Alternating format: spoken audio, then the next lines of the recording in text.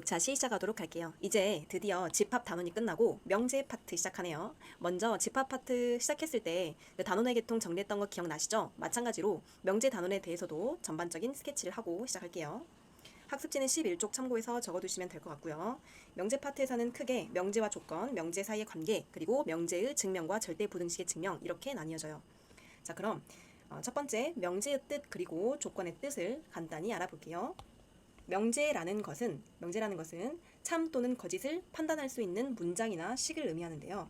참 또는 거짓을 판단할 수 있는 문장이나 식이요. 자, 예를 들어서 수학 시간은 즐겁다. 참일까요? 거짓일까요? 즐겁다라는 것은 절대적인 기준에 따라서 참이다, 거짓이다 이렇게 판별할 수는 없죠. 따라서 이런 문제는 명제가 아니에요. 자, 그러면 예를 들어서 일은 홀수다. 이거는 참일까요? 거짓일까요? 일은 홀수다 라는 것은 정확히 홀수가 맞기 때문에 참이죠. 자, 이건 참인 명제라고 해요. 그러면 또 예를 들어서 1 플러스 1은 3이다. 자, 이것은 참일까요? 거짓일까요? 정확하게 거짓이다 말할 수 있잖아요. 따라서 이런 문장은 거짓인 명제가 되겠죠. 이렇게 참인지 거짓인지 분명하게 판별할 수 있는 문장이나 식을 명제라고 한다. 위의 문장은 참이고 아래 문장은 거짓이다. 이런 걸 보고 바로 명제라고 해요. 자, 그리고 조건이라는 것은 변수의 값에 따라서 참 또는 거짓을 판별할 수 있는 문장이나 식을 의미하는데요. 방금 선생님이 말한 변수에 따라서가 포인트가 돼요. 참 또는 거짓을 판별할 수 있긴 하지만 변수에 따라서 참 또는 거짓을 판별할 수 있는 문장이나 식을 조건이라고 한다. 자, 예를 들어볼게요. 자, 예를 들어서 x 플러스 1은 2에서 x의 값이 1이면 이 식은 참인 식이 되는 거고 x의 값이 2이면 이 식은 거짓인 식이 되는 거겠죠. 이게 바로 조건이에요. 특히 방금처럼 x는 1일 때 이 조건식이 참이 되잖아요. 이러한 값들을 전체를 다 모아둔 거를 우리는 집합으로 표기할 수 있고 이러한 집합을 우리는 진리집합이라고 합니다.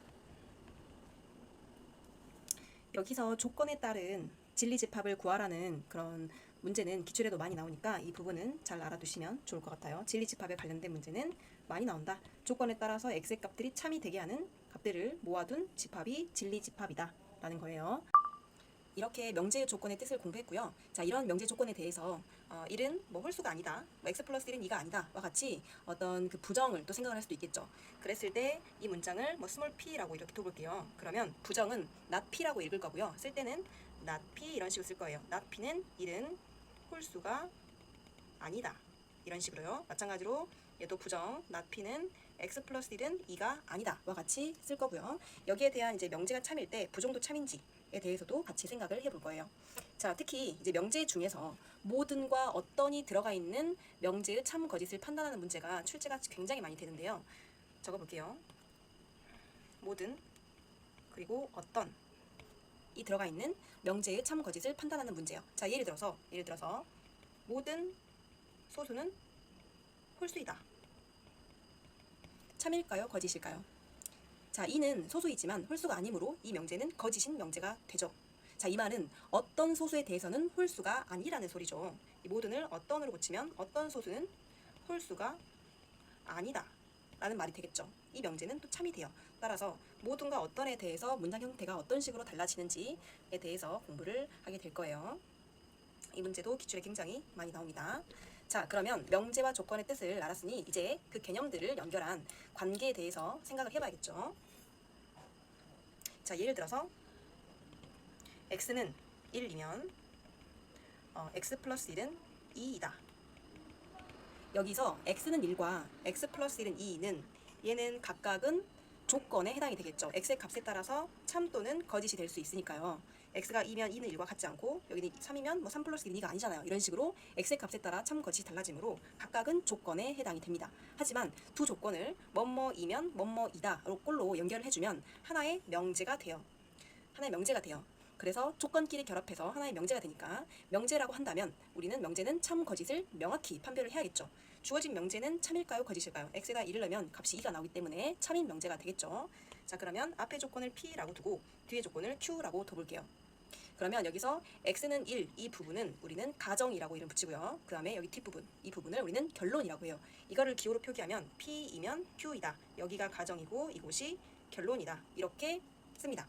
자, 그랬을 때 가정과 이 결론 이 부분이 만약에 참이라고 하면 주어진 명제가 참이라고 한다라고 했을 때 그러면 우리는 이 부분을 하나로 이렇게 따로따로 쓰지 않고 하나로 우리는 P이면 Q이다.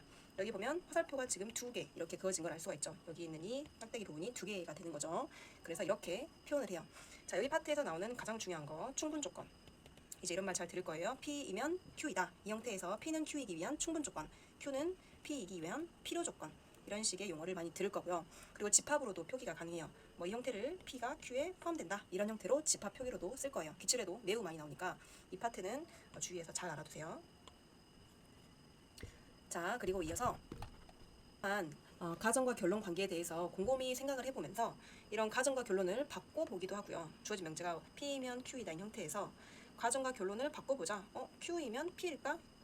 가정과 결론을 바꿔보기도 하고요. 얘를 우리는 역이라고 해요. 바꿀 역. 또는 주어진 명제를 부정하기도 해요. not P이면 not Q일까? 궁금하고요. 얘를 우리는 수학적 용어로 E라고 하고요. 그리고 가정과 결론을 바꾼 상태에서 또다시 부정을 한 번 더 해보는 거예요. 여기다 그대로 not만 붙여서 not Q이면 not P이다. 이 형태로 우리는 대우라고 합니다. 이처럼 명제가 하나 주어져 있을 때 이 명제 사이의 관계에 대해서도 공부를 하게 됩니다. 자, 이제는 마지막입니다. 명제의 증명과 절대부등식의 증명 파트인데요. 명제의 증명에는 크게 두 가지가 있어요. 첫 번째는 대우법, 그리고 두 번째는 귀류법이 있어요. 먼저 대우법은 간단하게 예를 들면 정사각형이면 직사각형이다 라는 명제에서 대우라고 했을 때는 위치를 바꾸고 부정을 해준다 라고 했잖아요. 그러면 직사각형이 아니면 정사각형이 아니다. 이가 되죠. 적어볼게요. 자, 예를 들면 정사각형이면 직사각형이다. 참인 명제죠. 참인 명제인가요? 참인 명제예요, 사실. 참인 명제죠. 그럼 만약에 위치를 바꿔보고 직사각형이면 정사각형이다. 위치를 바꾸는 건 역이라고 했는데 여기에 대해서 역을 한 다음에 다시 부정. 직사각형이 아니면 정사각형이 아니다. 다시 한번 부정을 하면 얘가 바로 대우가 된다라고 했잖아요. 직사각형이 아니면 당연히 정사각형도 아니겠죠. 이 명제도 참이 돼요. 즉 대우법은 언제 쓰냐면 주어진 명제가 참임을 보이고 싶은데 바로 직접적으로 보이기 힘든 경우에요. 대우를 활용해서 대우가 참임을 보여서 주어진 명제가 참이다를 주장을 하고 싶을 때 쓰는 방법이에요. 즉 주어진 명제가 참임을 보이고 싶은데 명제로 직접 주어진 명제로 증명하기 힘든 경우에 이 명제에 대한 대우를 활용해서 대우가 참이면 주어진 명제도 참이다. 이렇게 가는 경우다라고 생각하시면 됩니다. 자, 그리고 귀류법. 귀류법의 예를 들면 가장 대표적인 예가 있는데요. 루트 2는 무리수이다. 자, 이 명제를 증명을 하고 싶어요. 직접적으로 증명하기는 힘들고요. 대우로 사용하기도 힘든 경우에요. 그러면 이제 이랬을 때 결론을 부정해서 만약 이 루트 2가 유리수라고 가정을 하고 증명을 했을 때 거기에 따른 모순을 이끌어내서 주어진 명제가 참임을 보이는 방법이에요. 즉 루트 2가 무리수가 아니면 유리수이니까 유리수라고 가정하자. 가정했을 때 증명 과정 중에 이제 모순이 하나 생겼을 때 결국에는 내가 유리수로 가정한 게 틀렸네. 그럼 루트 2는 무리수네. 이제 이런 식으로 가는 방법이에요. 이렇게 명제의 증명에는 크게 대우법과 귀류법이 있다. 자, 그 다음에 절대부등식의 증명이에요. 절대부등식의 증명 파트에서는 간단한 개념 먼저 설명해 드릴게요. 절대부등식이라는 것은 절대값을 포함한 그런 부등식의 의미가 아니고요. 절대부등식은 여기다 적을게요. 절대부등식은 문자를 포함하는 부등식에서 그 문자에 어떤 실수를 대입하여도 항상 성립하는 부등식이에요. 예를 들어 이런 거요. A가 실수라고 했을 때 이 문자를 포함하는 부등식에서요. A의 값에 어떤 값을 넣어도 항상 어떤 실수의 제곱은 0 이상이다. 만족하죠. 이 부등식을 만족하잖아요. 그래서 문자를 포함한 부등식에서 어떤 실수를 대입해도 항상 등식이 성립하는 그런 식을 부등식, 절대부등식이라고 합니다. 자, 그러면 여기서 특히 산술기하 평균 문제가 정말 출제가 많이 되니까 그만 간단하게 다루고 마무리할게요. 산술기하 평균이요. 산술 평균은 A랑 B를 더해서 A랑 B가 둘 다 양수일 때요. A랑 B를 더했을 때 이 값이 루트 A, B보다 크거나 같다 이거예요. 여기가 산술 평균이고 여기가 기하 평균이에요. 이런 형태가 성립한다. 이 식을 활용해서 문제를 정말 너무너무 많이 풀어요. 그래서 이 식은 잘 알아두시고 수업 시간에 기출풀이에서 많이 다루도록 하겠습니다. 특히 이 식에서 A, B가 일정하다라고 했을 때는 A 플러스 B에 대한 최소값 구하는 문제. 그죠? 그리고 A 플러스 B가 일정하다라고 했을 때는 A, B의 최대값 구하는 문제가 당연히 나오겠죠. 적어볼게요. A 플러스 B가 일정하다 라는 것은 어떤 값이 고정되었으니까 이게 최대값 구하는 문제. A, B의 만약에 A, B가 일정하다 라고 하면 여기가 고정되어 있으니까 결국에는 A 플러스 B의 최소값을 구하는 문제가 되겠죠. 마지막 참고로 세트 관련해서 3단 논법에 관련된 다양한 명제가 있어요. 예를 들어서 모든 사람은 죽는다. 소크라테스는 뭐 사람이다. 이 확실한 두 가지 판단으로부터 소크라테스는 죽는다와 같은 결론을 유추하는 방법이에요. 따라서 시간이 되시면 3단 논법 관련해서 세특 정리하셔도 될 것 같아요. 오늘 수업은 여기에서 마무리할게요. 고생하셨습니다.